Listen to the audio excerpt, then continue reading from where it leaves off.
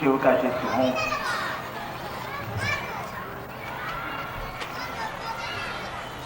इतनी बात जरूर है कि शिव गुरु हैं। बड़ी पुरानी बात हम लोगों ने कहा कि मान के देखिए।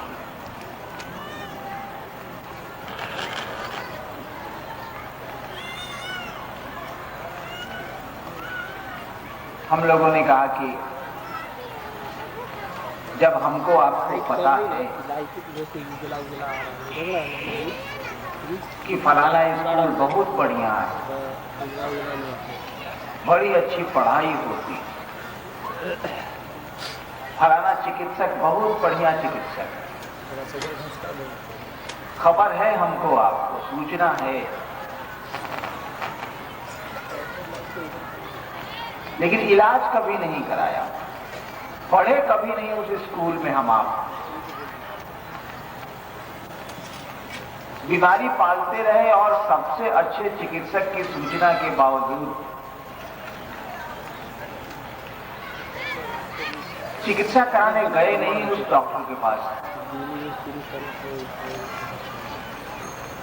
बस इतना ही हम लोगों ने किया है कि शिव गुरु हैं तो उनका शागिर्द बन के देखिए, उनका चेला बन के देखिए। जब भी कोई डॉक्टर होगा तो रोगी का इलाज करेगा, तभी डॉक्टर है वो। जब भी कोई शिक्षक होगा तो छात्रों को पढ़ाएगा। डॉक्टर जब डॉक्टर की कुर्सी पर बैठेगा तो मात्र रोगी से ही उसके संबंध हो सकते हैं। डॉक्टर जब पिता होगा तो पुत्र से संबंध होंगे, डॉक्टर जब पुत्र होगा तो पिता से संबंध होंगे, लेकिन डॉक्टर जब डॉक्टर है तब तो उसको रोगी से ही मतलब है, वकील को क्लाइंट से ही मतलब है, शिक्षक को छात्र से ही मतलब है, विद्यार्थी से ही मतलब। ठीक उसी तरह से यह खबर है कि शिव गुरु हैं तो गुरु की कुर्सी पर बैठने के बाद तो मात्र उनको चेला से मतलब। अगर चेला न हो तो कोई गुरु नहीं होगा, रोगी न हो तो कोई चिकित्सक नहीं होगा, छात्र न हो तो कोई शिक्षक नहीं होगा, विद्वान हो सकता है शिक्षक नहीं होगा। हम लोगों ने कहा कि जब शिव गुरु हैं, ये खबर है हमको आपको, तो देखा जाए अपना शिष्य भाव देके उस गुरु सत्ता को।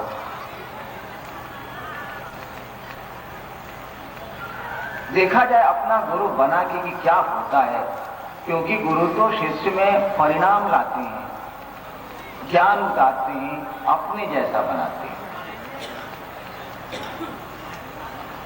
ये तो मंच संचालक के बात पे बात निकल है। अभी जो विषय सामने है, विभिन्न साधना पद्धति, उपासना, तंत्र एवं योग, प्रेमोपासना तथा शिव गुरु पद।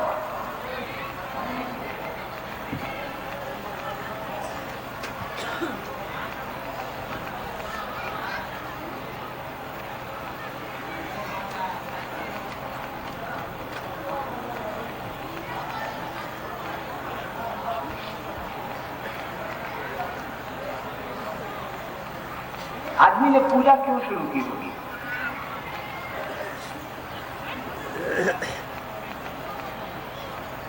हम आप काहे के लिए पूजा करते हैं? एक तो कि देखते हैं कि हमारा सब कुछ हमारे कंट्रोल में नहीं, कोई दूसरा कंट्रोल करता है, कोई अदृश्य सत्ता है जो नियंत्रित करती है। रहना चाहते हैं, रह नहीं पाते,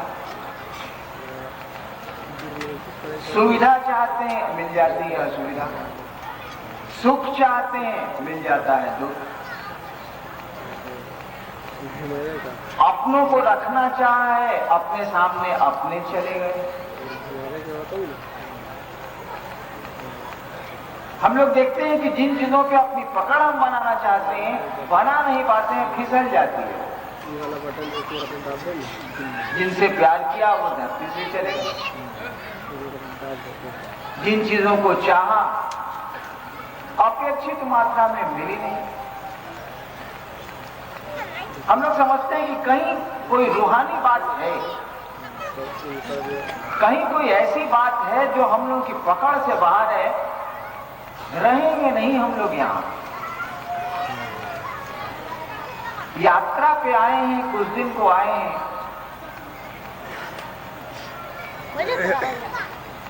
जाना पड़ेगा यहां से, चले जाएंगे हम। आप घर हमारा ये नहीं है, कोई राह नहीं है, हम आपकी नहीं रहेंगे। यानी कोई है जो हमको रहने नहीं देता है, रहना तो हम चाहते हैं।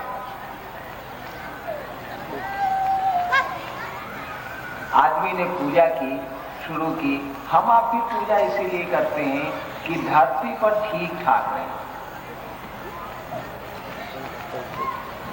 सुख मिले, समृद्धि मिले, सम्मान मिले, सुविधाएं मिले, और इसीलिए हम लोग पूजा करते हैं। सामान्य स्थिति यही है मन की। हाँ, कुछ लोगों ने जरूर पूजा की है उसको जानने के लिए। सुना है हमने आपने कि गौतम जब निकले, सारथी से पूछा कि क्या है ये। सारथी ने कहा आदमी मर गया। गौतम ने सारथी से कहा मैं भी मर जाऊंगा क्या।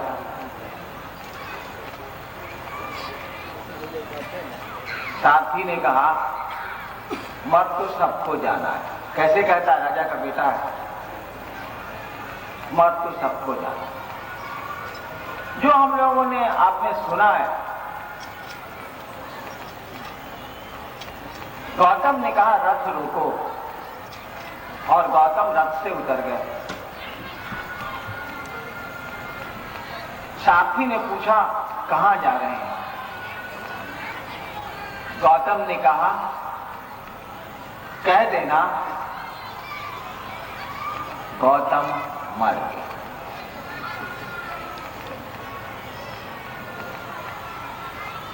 सोचा होगा गौतम ने कि जब सबको मर ही जाना है,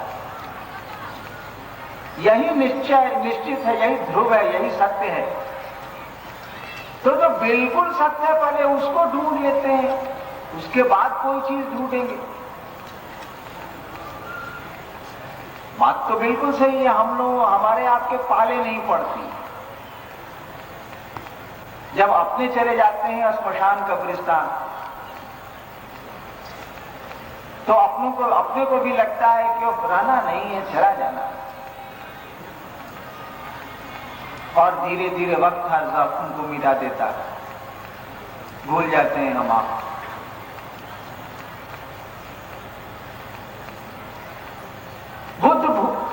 गौतम जब यह निर्णय ले चुके कि कह देना कि गौतम मर गया,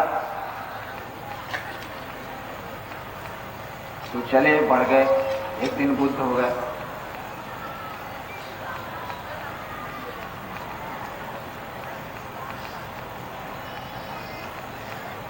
तो कुछ लोगों ने उस परमात्मा को ढूंढा है, पूजा इसीलिए शुरू की कि जाने कि वो क्या है। आदमी का स्वभाव है कि जहां हारेगा वहां हारना नहीं चाहता है। हम पानी में डूब जाते थे, क्या नहीं बना लिए हम लोगों ने पानी को पार करने के लिए। एम्फीबियन कार्स बनाए, जहाज बनाए, नाव बनाई हम लोगों ने, क्या नहीं बनाए। तैरना सीखा। जानवरों में हम लोगों में तो अंतर है, जानवर खुद तैरते हैं, हम लोग तो सीखते हैं तैरना। उड़ नहीं पाते थे हम पक्षियों की तरह, उन्मुख साधन ढूंढे। हम नहीं जानते थे कि चांद पे क्या है और पाताल में क्या है। जानना चाहा हम लोगों ने और जाना है, बहुत हद तक जाना है और भी जानेंगे। आदमी का स्वभाव है कि जहां इसको रोकेंगे हम आप, जहां इसको बाधा लगेगी उसको ये कंकर करना चाहता है, उसको ये जीतना चाहता है, हारना नहीं चाहता ये। तो कुछ लोगों ने इस दिशा में भी प्रयास किए, क्यों आएगी मौत, लड़ेंगे हम उससे, देखेंगे क्या है ये, कौन है ये परमात्मा, कौन है जो हमको ले आता है और ले जाता है यहां से। और कुछ लोगों ने पूजा इसलिए की कि हम हार जाते हैं, कोई मदद कर दे। इसकी क्या पद्धति हो सकती है, इसका क्या टेक्निक हो सकता है?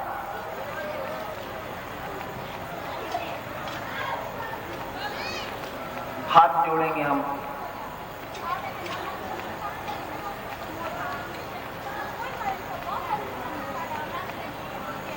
कहेंगे भाई साहब मदद कर दीजिए, रहम कर दीजिए, दया कर दीजिए।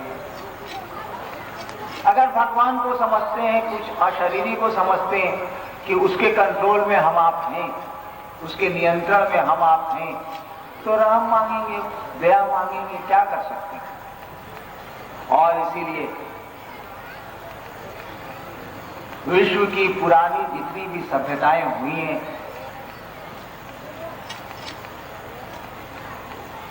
हमारे इतिहासकार कहते हैं कि वहां भक्ति धारा थी, दीप जला लिए जाते थे, प्रणाम कर लिया जाता था, वो मूर्तियां हो ना हो, और पूजा की जाती थी, मदद परमात्मा से मांगी जाती थी, दया मांगी जाती थी। हमारे यहां भी ऐसा ही हुआ। हमारी सबसे पुरानी सभ्यता जो है इस भूखंड की, सिंधु घाटी सभ्यता, इतिहासकार कहते हैं कि वहां भक्ति धारा थी, कोई कर्मकांड नहीं था। अब आदमी अपने उद्गार, अपने प्यार, अपनी श्रद्धा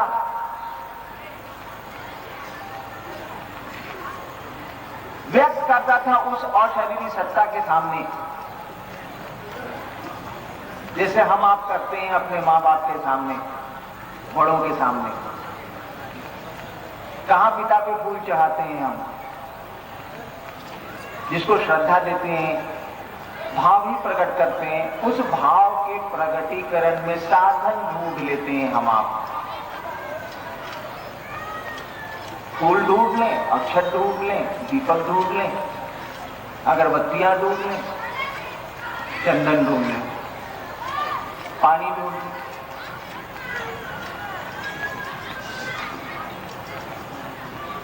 सबसे पहले आदमी हमारे बीच जो पूजा की पद्धति थी वह थी भक्ति धारा, प्रेम की धारा। क्यों प्रेम की धारा थी? इसी भक्ति धारा को कहा गया उपासना। उपासना और साधना में अंतर होता है।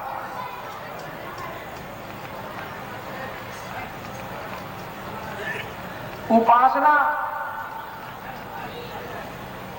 नजदीक बैठने को कहते हैं उपासना। उप मने नजदीक, उप मने छोटा।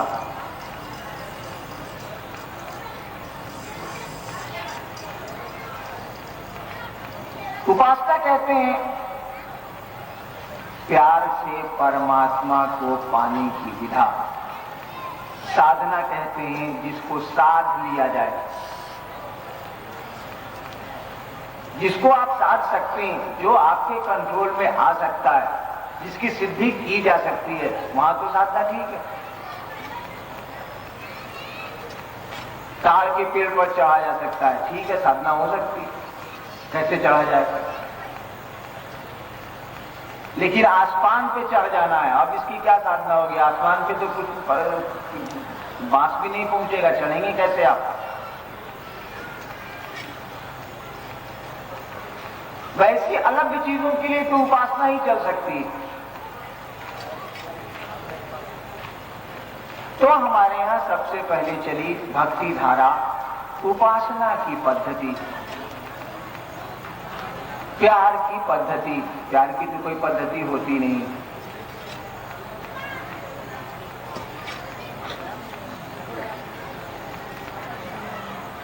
क्योंकि प्यार तो हर एक व्यक्ति के पास था। अगर बत्तियां न हो प्यार तो आपके पास है। जिसके पास पैसे न हो वो तो चंदन नहीं इकट्ठे कर सकता, शायद फूल इकट्ठे नहीं, वो भी नहीं कर पाए। वो पटने में तो फूल मिलेंगे ही नहीं बिना खरीदे। लेकिन प्यार तो है। और एक एक व्यक्ति के पास प्यार है। हर एक आदमी किसी न किसी को प्यार करता है, प्यार करना जानता है। प्यार करने की कला वो सीखता नहीं है। किसी माँ ने किसी से नहीं पूछा कि अपने बच्चे को वो कैसे प्यार करेगी।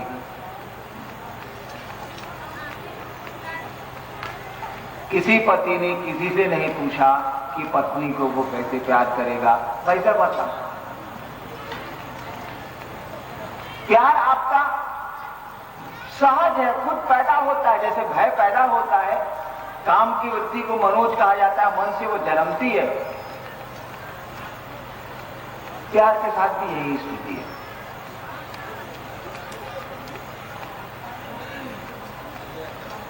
और प्रेम की धारा में तो मानव समाज टूटेगा नहीं, क्योंकि मानव में ही प्यार है। वो ऐसी कला नहीं है जो एक को आती है एक को नहीं आती, इस मोहल्ले को आती है उस मोहल्ले को नहीं आती, ऐसा नहीं है।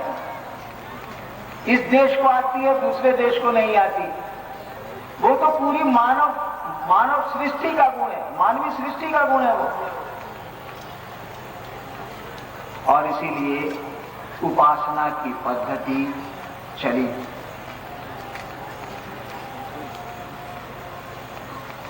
धीरे धीरे क्या हुआ, परमात्मा को पाने की लालसा तो बड़ी कम लोगों में पैदा हुई।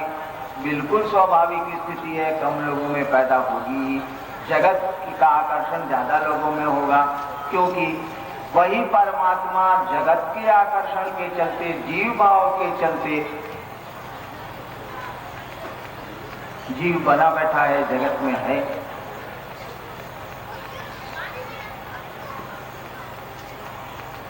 सामान्यतः तो जगत का ही आकर्षण व्यक्ति में होगा। जगत के आकर्षण से हटके, धरती के सुख से हटके, धरती की सुविधा की आकांक्षा से हटके परमात्मा से प्यार किया जाए, यह बड़ा दुष्कर है, बड़ा कठिन है। तो इसके लिए कुछ विधियां निरूपित होने लगी। धीरे धीरे विधियों का सिलसिला चला। वेद हमारे यहाँ आए और पूजा में विधियों का प्राबल्य बढ़ा, उनकी प्रमुखता बढ़ी।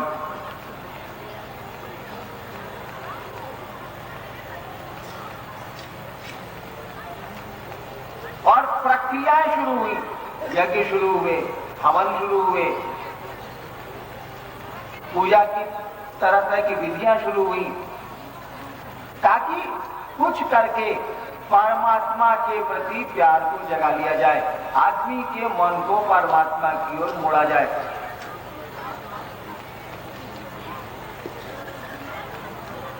ठीक इसी विधा में एक आगे चल के योग की विधा चली। हमारे यहाँ योग और तंत्र की बहुत बात होती है इस देश में। ये एक विज्ञान है। कहा जाता है कि तंत्र और योग दोनों सिक्युलर है, वो साइंस है, टेक्निक है, वो विधा है। ये जो प्राचीन काल में भक्ति धारा चली थी, प्यार की धारा चली थी, वही बाद में तंत्र के नाम से जानी गई। आप बहुत गौर करेंगे तो देखेंगे भक्ति धारा में जो गुण हैं, जो उसके अवयव आपको नजर आएंगे, वही अवयव तंत्र में भी नजर आएंगे। ये हम लोग का विषय नहीं, इसलिए हम लोग डिटेल इस पे नहीं जा रहे। और साध लेने की एक विधा चली, एक तो विधा चली प्यार की, जो बाद में तंत्र के नाम से जानी गई। तंत्र के रूप में जाने के पहले, तंत्र के रूप में जब यह विधा हमारे बीच फैली,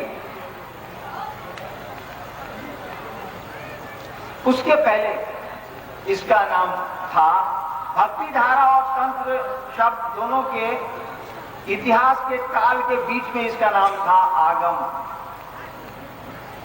भक्ति धारा आगमिक धारा में बदली, आगमिक धारा तंत्र की धारा में आ गई। आज हमारे आपके बीच में तंत्र शब्द से हम आप परिचित हैं।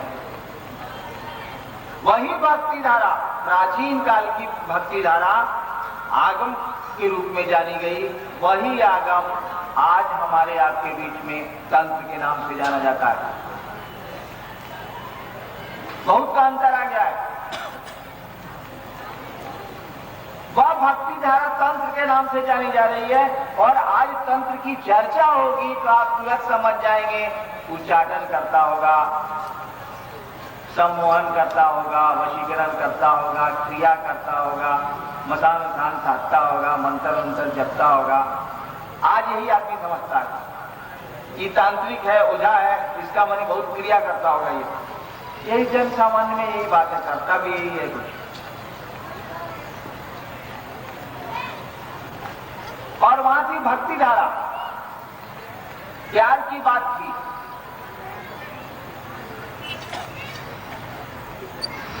वही प्यार की धारा यहां पर आकर के हो गई है तंत्र की धारा। प्यार में कोई विधियां नहीं होती है, कोई औपचारिकताएं नहीं होती है, और यहां तंत्र में पूरी की पूरी तरह औपचारिकताओं का ही साम्राज्य है, क्रियाओं का ही साम्राज्य है।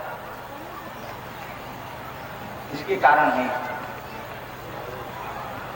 तंत्र ये है नहीं जिसको हम आप तंत्र के रूप में जानते हैं, जिसको हम आप तांत्रिक के रूप में आज जानते हैं।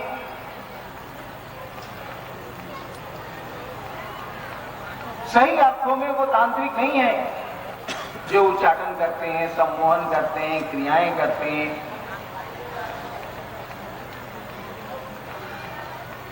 तांत्रिक वो हैं जो परमात्मा से प्यार करते हैं। विज्ञान भैरव, कई बार मैंने आप लोगों से बातें की हैं। विज्ञान भैरव तंत्र में भगवती पूछती हैं शिव से, ओ लॉर्ड व्हाट इज तंत्र। भगवती पूछती हैं शिव से कि तंत्र क्या है। शिव कहते हैं, ओ Devi tantra is nothing but love and surrender. Shiv कहते हैं कि हे पार्वती, तंत्र कुछ भी नहीं है, बस प्यार और समर्पण है। तांत्रिक वह है जो परमात्मा से प्यार करता है। तांत्रिक वह है जो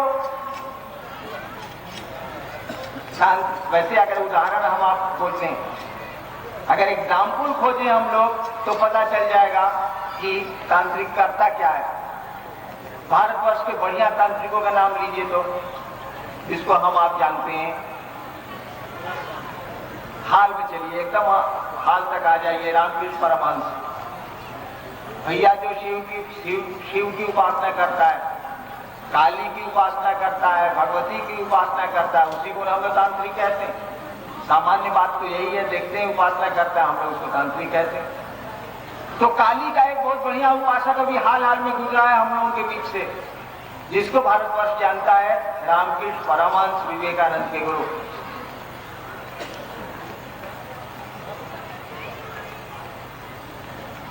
रामकृष्ण परमहंस की जीवनी देखे तो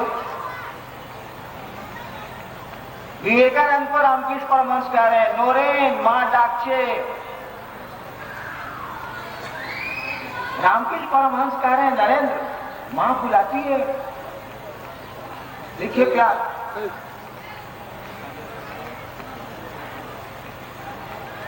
कहा जाता है कि रामकृष्ण परमहंस के सामने भगवती का नाम लीजिए, वो आदमी समाधि में चले जाएगा, पकड़िए नहीं तो गिर जाएगा, वो शरीर के तंतु शिथिल पड़ जाएंगे, क्योंकि मन ही शिथिल हो रहा। देख लीजिए, एक तांत्रिक जो गुजरा, जिसके जीवन के आचार में, जीवन की प्रक्रिया में मात्र भगवती से प्रेम है। ठीक है, इस प्रेम के पूर्व उसने ढेर सारी क्रियाएं की हैं, लेकिन ठहर कहां गए हैं रामकृष्ण परमहंस? आ गए हैं किस स्थिति में? प्यार की स्थिति में। एक बड़ी अच्छी कहानी है प्यार की, सुनाऊंगा कभी।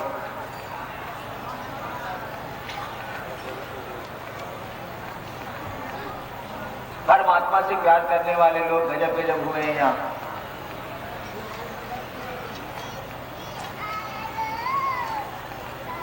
हमारे एक मित्र हैं, मेरे साथ मेरी सेवा में अंडर सेक्रेटरी, वो एक कहानी सुना रहे थे। हमारे यहाँ बहुत बड़े एक सूफी संत हुए हैं, मंसूर।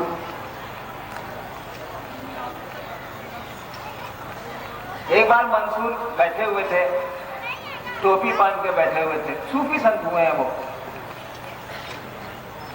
एक आवाज आई, मंसूर अपनी टोपी बेचेगा।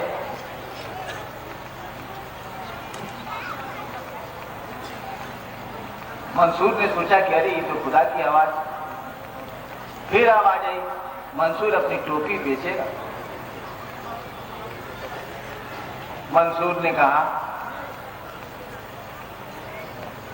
जा सोने दे, क्यों तंग करता। फिर आवाज आई, मंसूर अपनी टोपी बेचेगा। मंसूर ने कहा, तेरे पास है क्या जो तू खरीदेगा?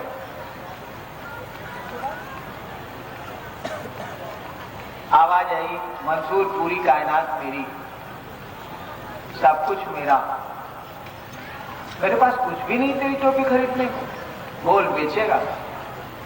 मंसूर ने कहा, तेरे पास है क्या जो तू खरीदे?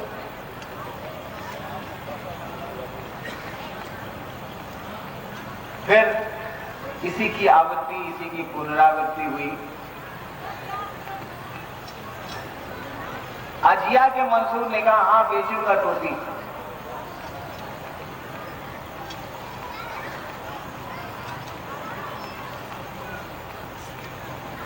एक काम करो, ऐ खुदा एक काम कर दो, मैं तुम्हारी टोपी, अपनी टोपी तुमको बेच दूंगा, मुझको तू जन्नत दे दे, स्वर्ग,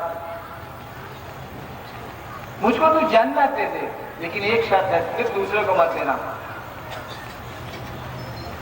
आवाज आई, मंसूर तुमको तो जन्नत बड़ी आसानी से मिल सकती है, दूसरे को नहीं देना ये कैसे होगा? कहा, अच्छा ठीक, मुझको जहन्नुम दे, जन्नत नहीं तो ठीक जहन्नुम दे, लेकिन एक शर्त, फिर दूसरे को नहीं देना। आवाज आई, कैसे संभव है मंसूर? मंसूर ने कहा था ना, तेरे पास है क्या जो तू खरीदेगा, जा सोने दे। देखिए, दो प्रेमियों की बातें। अगर कोई तांत्रिक हो सकता है तो मंसूर है।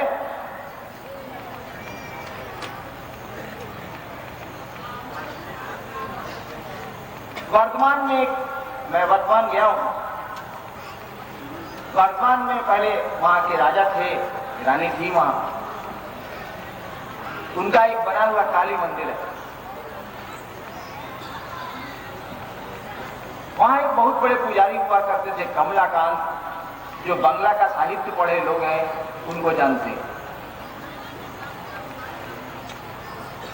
जो काली का मंदिर है वर्तमान में अभी भी, तो मंदिर काली की प्रतिमा लगी है उसमें, उसके बगल में एक कमरा है जिसमें कमलाकांत का सब सामान रखा हुआ है, पूजा के सामान रखे हुए। उसमें एक आदमी की खोपड़ी है, उनका चिमटा है।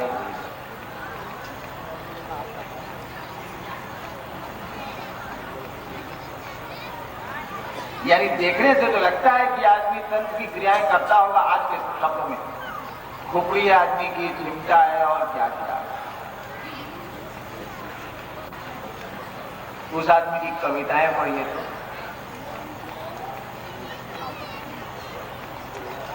सकल ही तुम्हारी इच्छा, बंगला में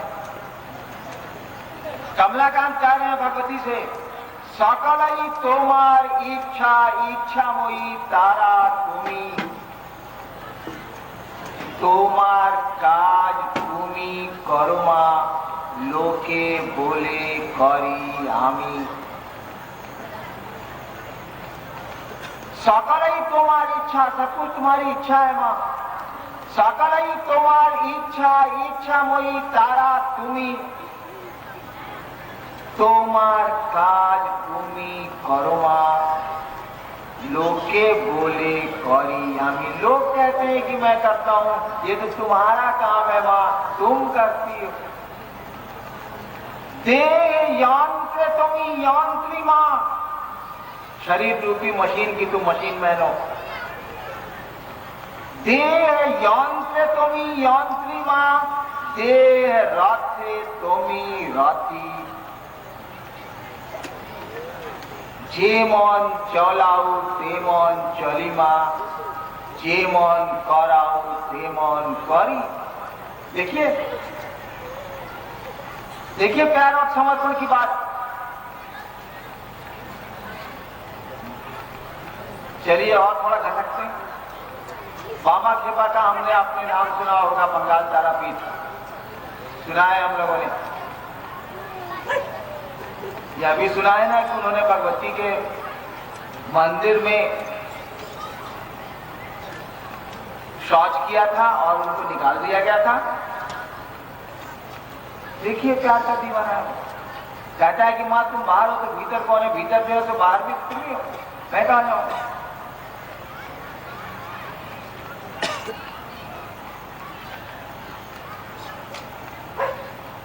तो जो सचमुच में इस देश में तांत्रिक हुए हैं, उनकी जीवनी देखेंगे, उनके जीवन के आचरण को देखेंगे तो लगेगा यह तो प्रेम का दीवाना।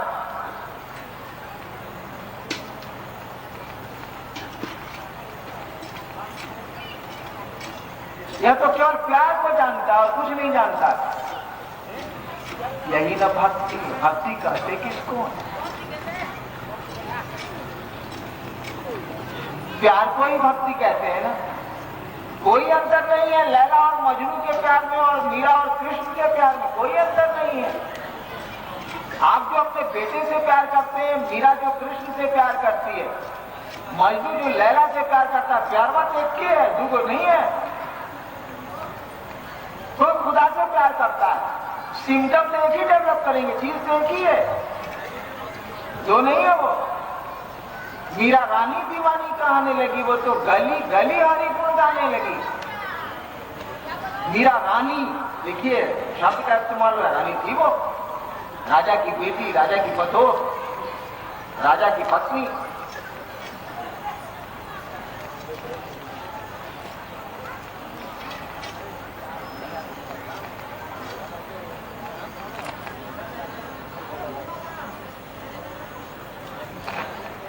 प्यार तो एक ही है।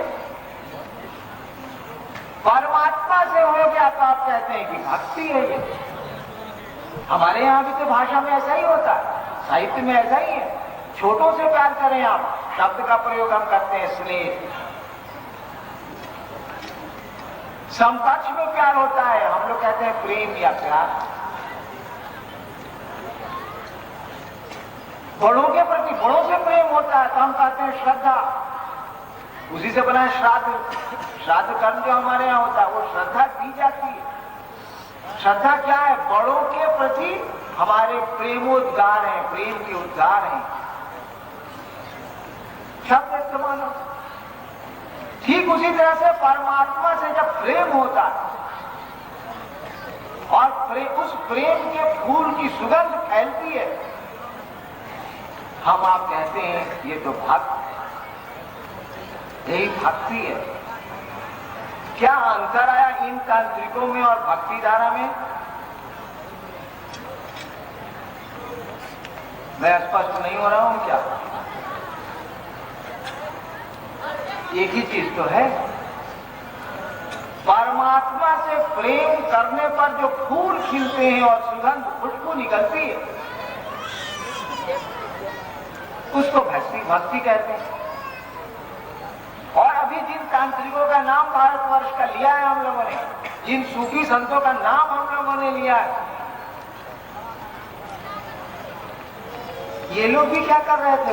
वही व्याख्या है ना, प्रेमी के प्रेम दीवाने थे ये लोग ना। भक्ति भी यही है, यानी वही भक्ति धारा तंत्र है, गड़बड़ हो गया है, व्याख्याएं गड़बड़ हो गई। कारण है इसके, व्याख्या की जा सकती है क्यों ऐसा हुआ। इस लंबी यात्रा में, भक्ति धारा से तंत्र तक की लंबी यात्रा में, इतिहास के समय के लंबे अंतराल में तरह तरह के परिवर्तन हुए, तरह तरह की चीजें आई गई। साधना की एक विशेष पद्धति आई जिसने इन्फ्लुएंस किया तंत्र को, भक्ति धारा को। ये तो इतिहास की बात है, इतिहासकार इसकी विवेचना करते हैं। लेकिन चीज एक ही है, आपने शिव को गुरु माना है, इसलिए जान लीजिए जरूर कि तंत्र कुछ भी नहीं है, प्रेम है परमात्मा से। तांत्रिक वही है जो शिव और शक्ति से, परमात्मा से प्यार करता है। मंसूर से बड़ा कोई तांत्रिक नहीं है, मीरा से बड़ा कोई तांत्रिक नहीं है। यही लोग तांत्रिक हैं, ये क्रियाएं करने वाले तांत्रिक नहीं है, सो कॉल्ड है, तथाकथित हैं। तंत्र की व्याख्या में ये नहीं आते। आज यह अर्थ लग गया है, आज यह अर्थ प्रचलित हो गया है, ठाक ठाक करके चलने वाला ठाकुर कहा गया।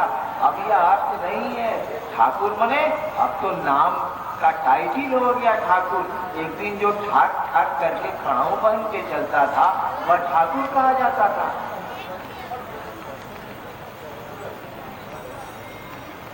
शब्दों में तो अर्थ बदलते हैं, व्याख्याएं बदलती हैं।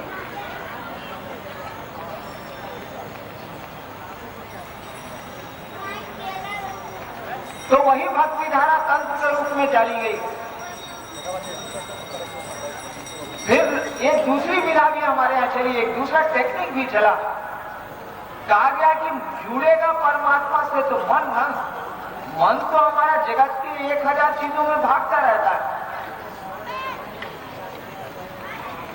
मन को अगर कंट्रोल कर लिया जाए, मन को अगर स्थिर कर लिया जाए, मन को अगर नियंत्रित कर लिया जाए और तब नियंत्रित करके इसको परमात्मा की ओर ले चला जाए, यानी मन को साध लिया जाए, मन को साध के, आदमी के मन को साध के, ये किसी धर्म की बात नहीं है, ये विज्ञान है, टेक्निक है। मन को साधना है, मन आपके पास भी है और अफ्रीका में रहने वाले के पास भी है। ऐसा नहीं समझने कि हमारी आपकी बहुत ही चीजें हैं ये, ठीक है हमारी हैं, सबके लिए भी नहीं है ये। खोजा किसी ने हो, एटम बम खोजा जापान, हम लोग नहीं खोज लिया। जापानी है नहीं, बाहर की।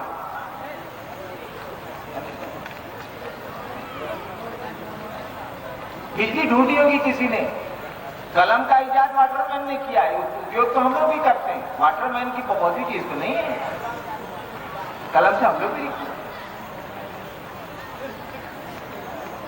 तो एक विधा चली कि मन को नियंत्रित किया जाए, मन को रेगुलेट किया जाए, मन को साध लिया जाए। और साध के क्या किया जाए? इसको परमात्मा की ओर ले चला जाए, उस अशरीरी सत्ता की ओर ले चला जाए, उसको ढूंढा जाए, उससे संपर्क करने की चेष्टा की जाए, उसको जाना समझा जाए। और तब यह जाना जाए हम हैं कौन, काहे के लिए आए हैं। रहने की पूरी योजना के बाद भी चले जाते हैं, कौन है जो हमारे मन को ऐसा भ्रम में डाले हुए। देख रहे हैं कि यहां से चला जाना है, देख रहे हैं कि किसी क्षण मौत आ सकती है और बिल्कुल मौत से काबिल है। हमारे समझ हमारी आपकी, और इस समझ के नहीं आने के लिए हम आप विवश हैं, या चेष्टा करते हैं या बोध होता ही नहीं है। राजा जनक यही मिथिला है, गजब की भूमि रही है ये। भारतवर्ष के एक ही ग्रंथों की श्रृंखला है।